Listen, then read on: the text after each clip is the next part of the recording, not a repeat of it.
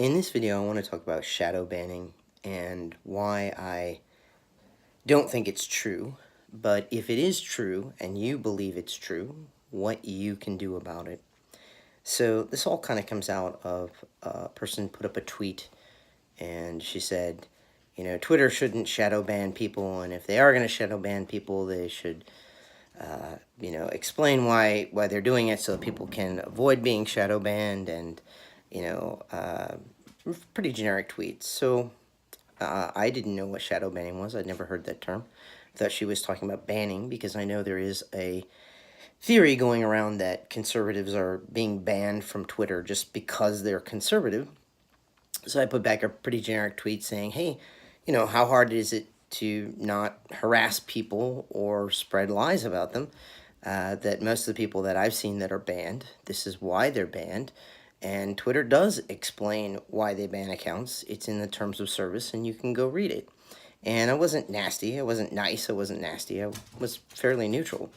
And she kind of wigged out and thought I was attacking her personally because I guess she felt she'd been shadow banned. But that wasn't anywhere in her tweet.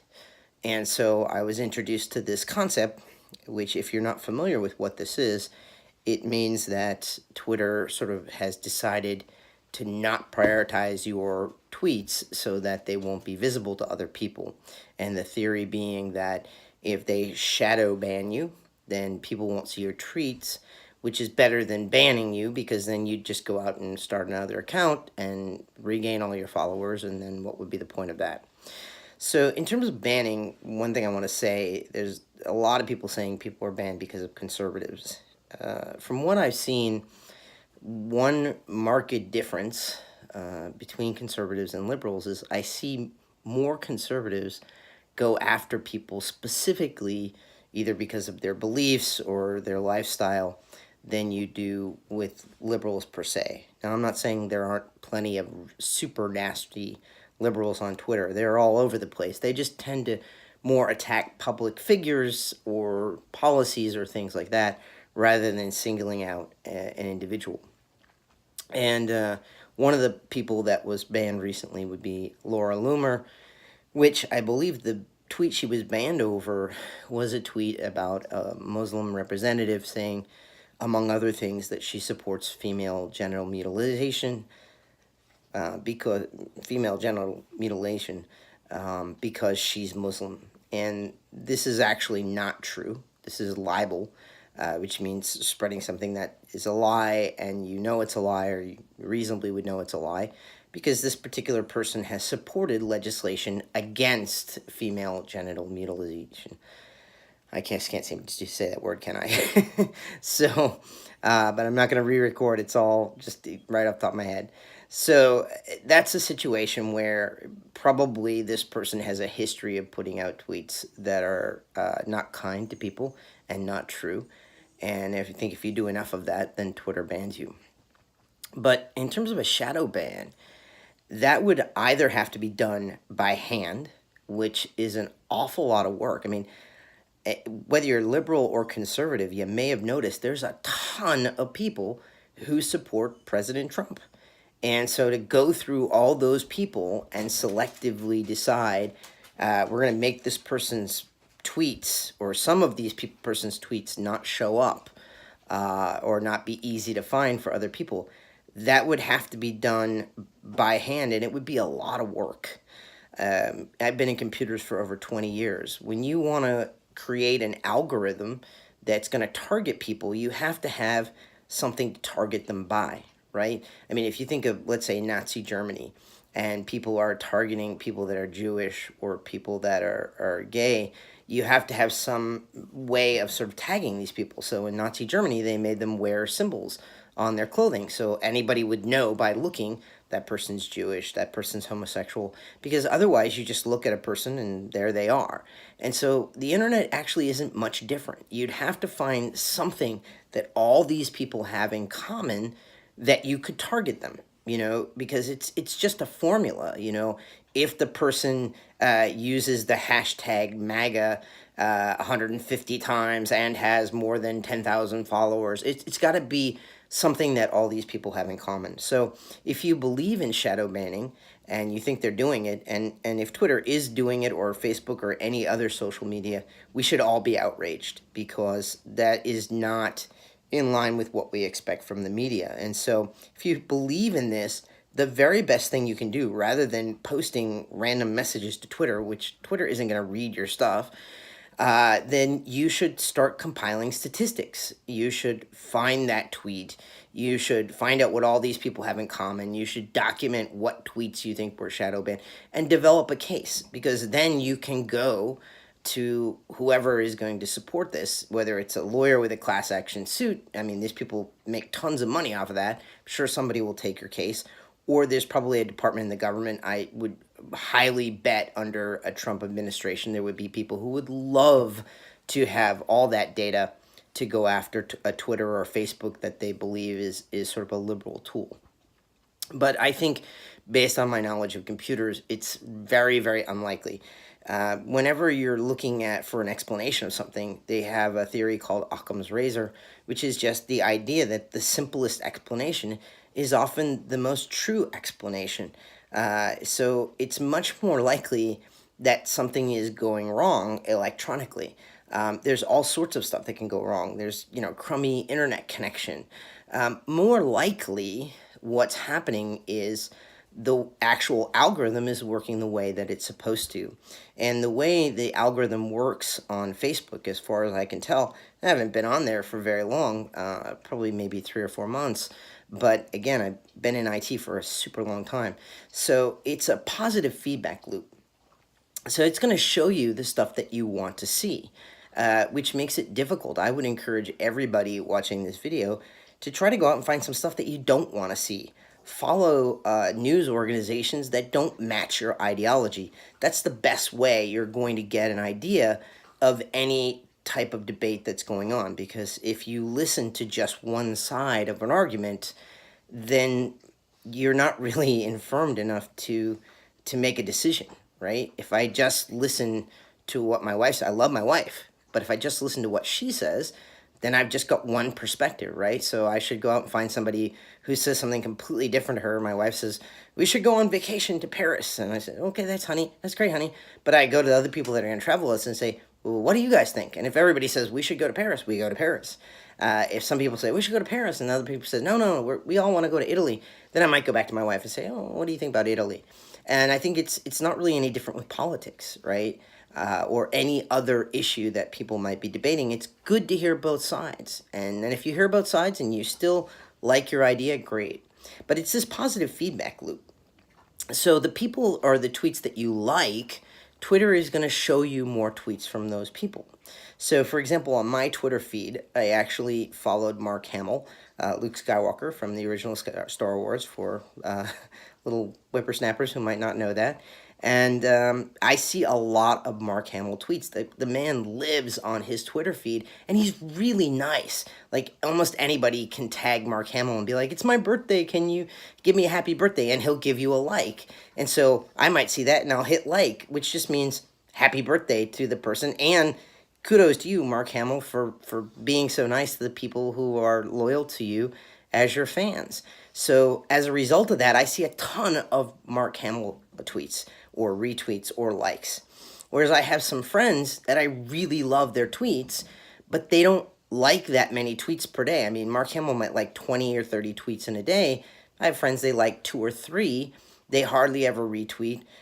They hardly ever put up their own tweets. And so sometimes I'm like, hey, I haven't seen anything from that person in my news feed.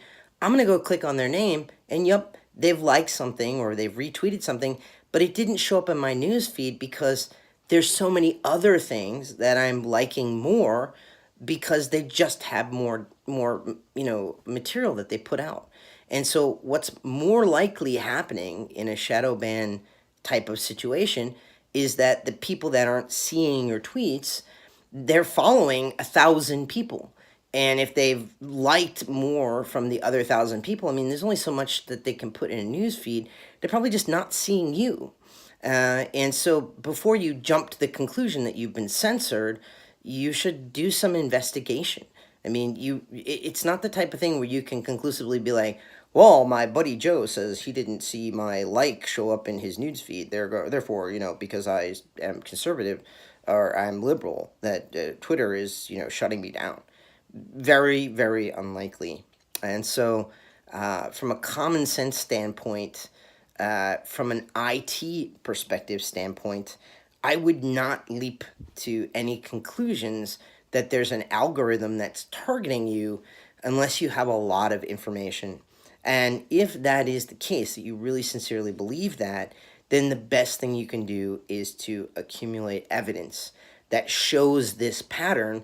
Talk to other people. I mean, one thing I got to give it to Trump followers. They are really good at finding other Trump followers and following each other.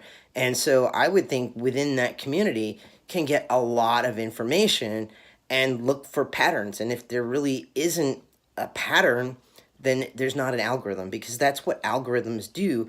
They look for patterns. That's all they do. They're computers. They can't think. The computer can't read your tweet and be like, oh, ideologically, I object to that tweet. No, it just looks at things like what words were there, or what somebody liked, that type of thing. And because a tweet is 240 characters, think of how many different tweets you've seen in the last 10 minutes or in the last day or in the last month, depending on how active you are.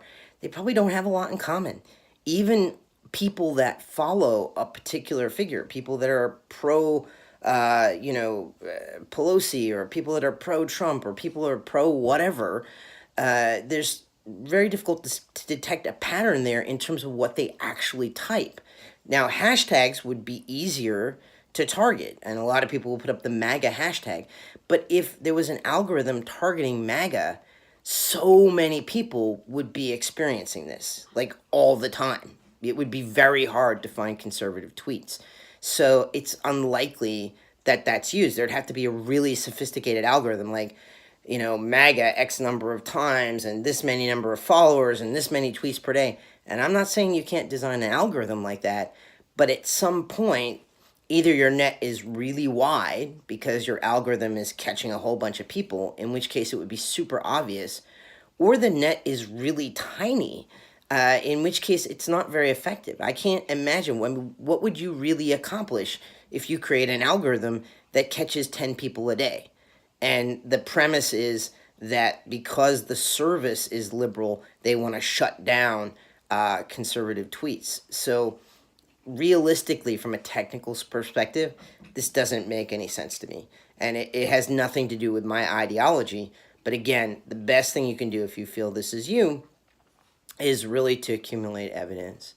And I think the best thing overall that we can do in terms of banning accounts and that type of thing is to be super careful about what you tweet, which I think everybody has an obligation in this culture. Every American has an obligation, and even non-Americans, to make sure that what you put out is accurate.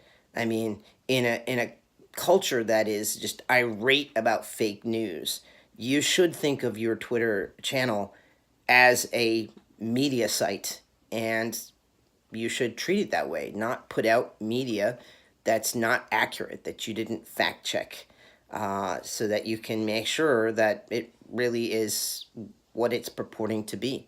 And then the other thing you can do is just not be nasty to people. I mean, I don't care what ideology you are, there is no excuse to be rude to another human being. Even, liberals are going to kill me on this, even to Donald Trump. Some of the stuff that I see in response to his tweets are pretty nasty. That's our president. We can protest and express displeasure without being personally nasty. And so, and I've been guilty of it myself. I can be extremely nasty, but I try not to pick on a person personally. If you want to pick on him for his, perspectives or something he's done, and you don't agree with this, and people put out some pretty witty tweets, and I get a laugh out of it. But we shouldn't be attacking each other for any reason. The country is divided enough. You know what? Whoever you are watching this, I bet you and I have something in common. And some of my best friends on Twitter, we started out in an adversarial situation, with my saying, I don't agree with whatever you're saying, or, gee, I'm glad you feel that way, but you want to kill off billions of people, or something crazy like that, and the person's come back and been like, well, that was kind of nasty, but let's be friends anyway, because I'd like to hear what you have to say. And I feel that way too, that I like to hear what other people have to say that maybe don't think like me. Because I think if we understand each other, then, at the very least, we can find some common ground. And if you don't want to be friendly with other people, maybe you've heard the old adage, know thy enemy, in terms of that. And so, whatever the excuses, we should be able to come together and not be nasty to each other on a personal level, and not spread information that's fake. The people that are players in the media do so many stupid and wrong things on both sides. I'm sure you can find something legitimate to criticize them on. So I hope that that's been helpful from a technical perspective. If not, thanks for hanging out with me for 16 minutes, and have a great day. And if you want to post something crazy to me, that's okay. I'll come back with something crazy too, and maybe we'll be crazy together and we'll end up pals. So take care. See you next time. Bye bye.